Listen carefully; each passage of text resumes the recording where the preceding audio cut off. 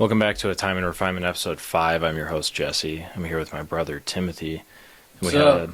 We had a good, long discussion last night late into the early morning about friendship, and I want to talk to you about that with a little bit more detail.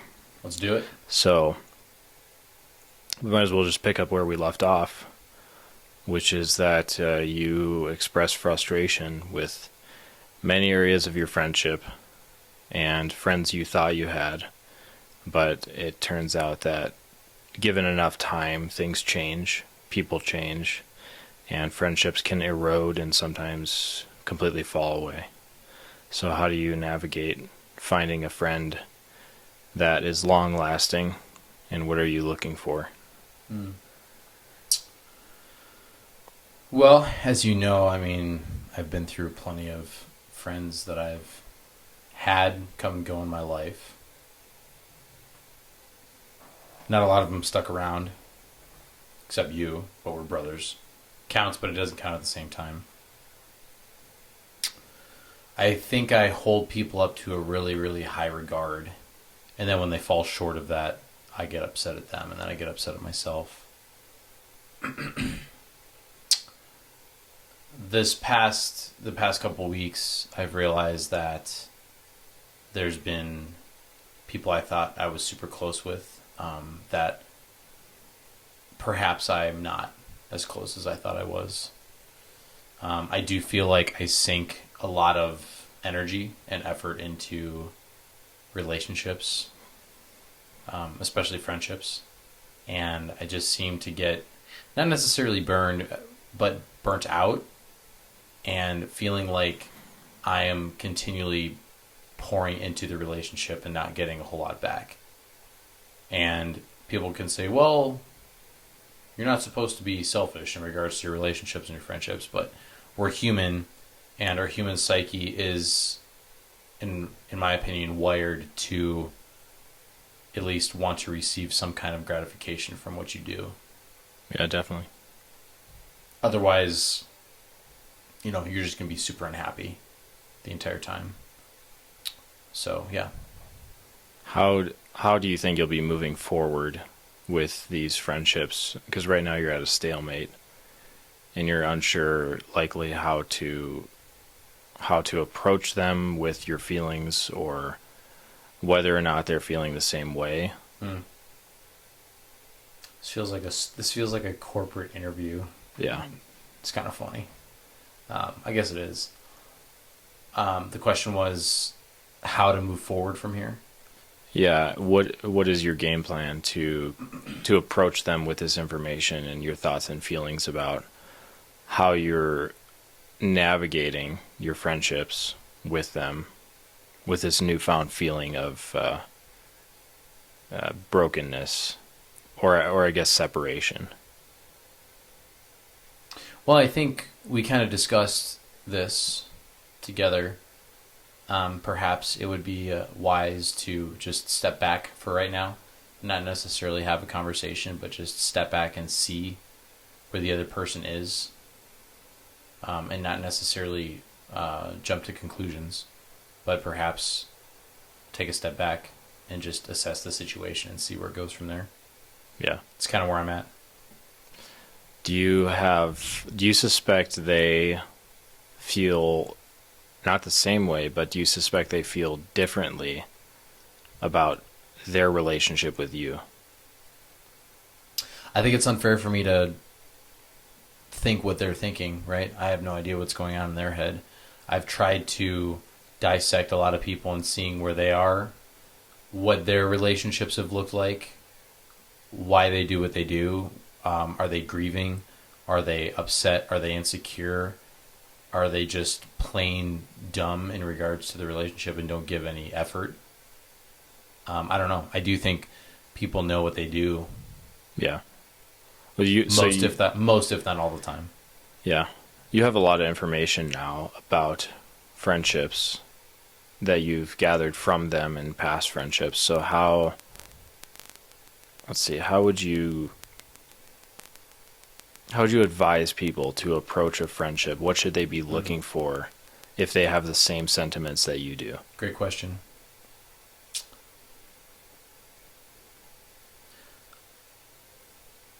as you know, I'm a firm believer in giving and giving grace to people. I do believe you should and could still do that, but you have to be careful to not burn yourself out and to not completely give yourself and lose yourself in the midst of that. I think you can do kind things. I think you can let people know where you're at, where you stand, how you feel about them, but you don't have to go crazy above and beyond until you know for certain where the relationship is going, where it's headed, and where it stands right then and there. Yeah. And the other thing is, I definitely lost myself up until my mid-20s with people and giving and doing all of that. And now I'm definitely starting to learn to enjoy time with myself, because I do enjoy my own company now. I definitely do, and I'm learning that, whereas before I didn't. So now I don't necessarily need as much. I still do validation from other people, but not nearly as much as I used to. So if someone's opinion of me is unkind or they don't like me or whatever, I can roll off my back now, whereas before perhaps I needed to prove myself to other people that I was worth being around, worth loving, worth hanging out with. You've had some dysfunctional friendships recently, and probably in the past, but more recently. What is your method for either A, cutting them off, or allowing the friendship to fade into oblivion? Do you see closure as something necessary for you? What do you think? I think if you feel betrayed multiple times, I think there is a grace period where maybe you feel betrayed once or twice. Sometimes you have to ride that out. You have to let them you have to test their character and see if they're what you think they are.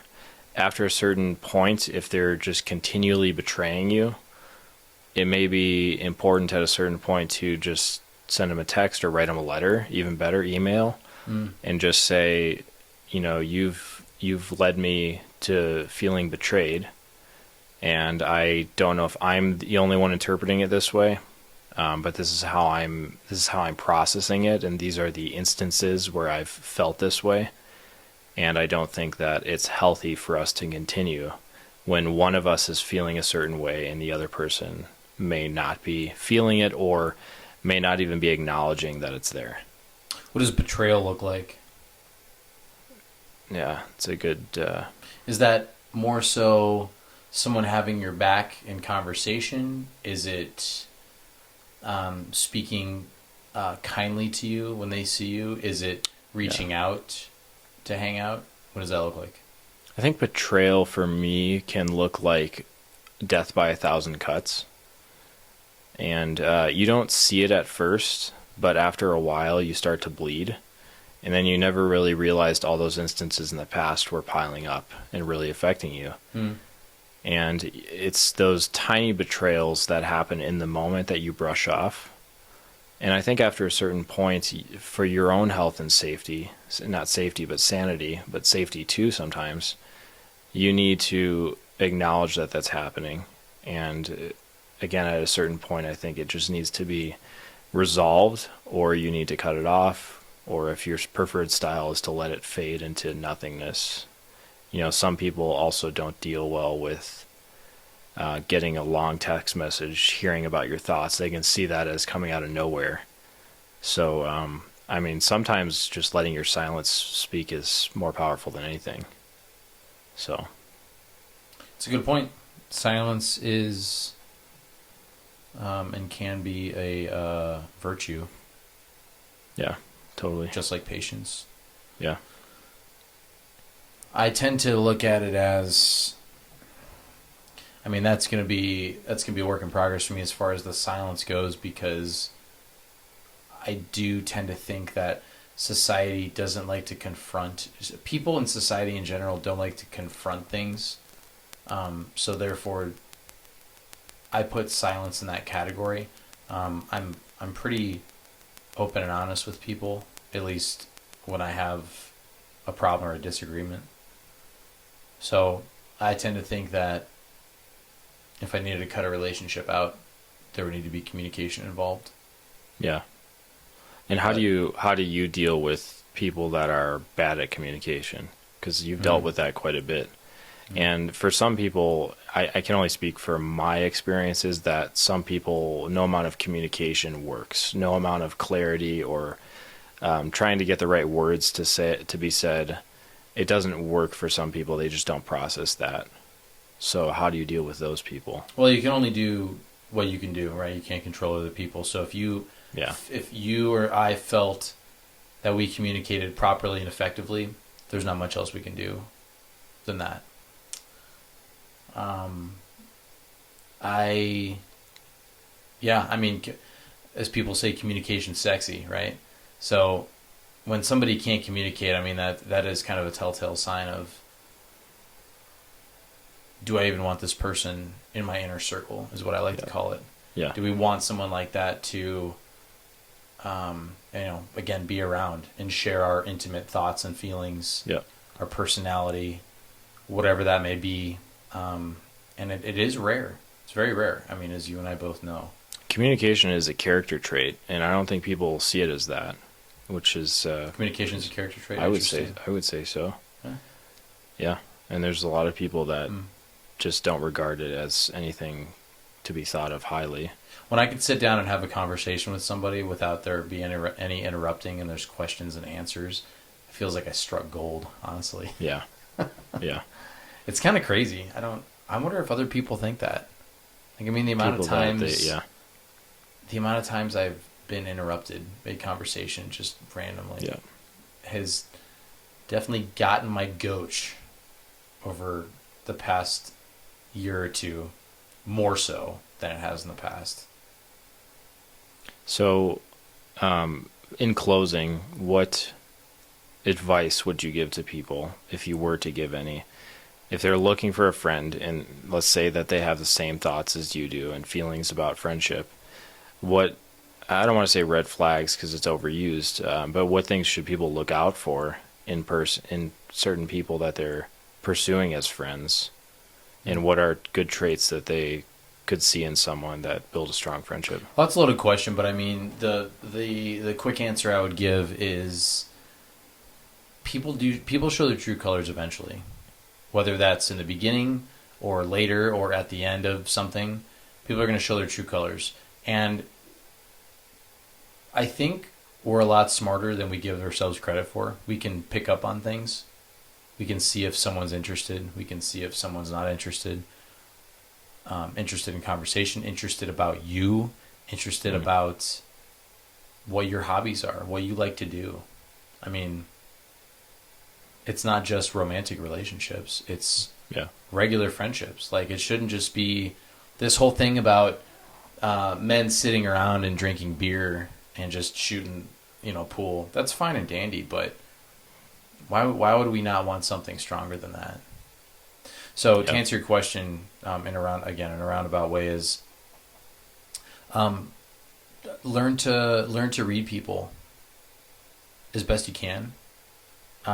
There's some little psychology hacks that you can master and find to notice people, to see how they behave, to see how they react. And also, energy is a big thing too. I mean, I think I can definitely feel energy from other people, especially if I'm quiet and I'm patient. I can definitely feel energy, and I've definitely known energy is off when I used to hang out with people or used to go and have lunch with certain people. I'm like, gosh, I really don't want to do this right now.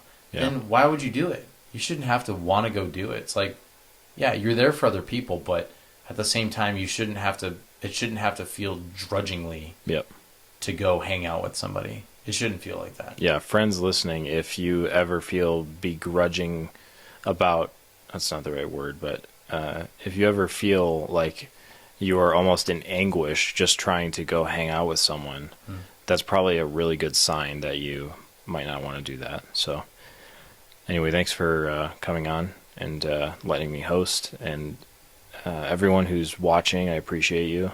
Please subscribe and like and comment. It helps us so much. And you're awesome for being here. And stay refining.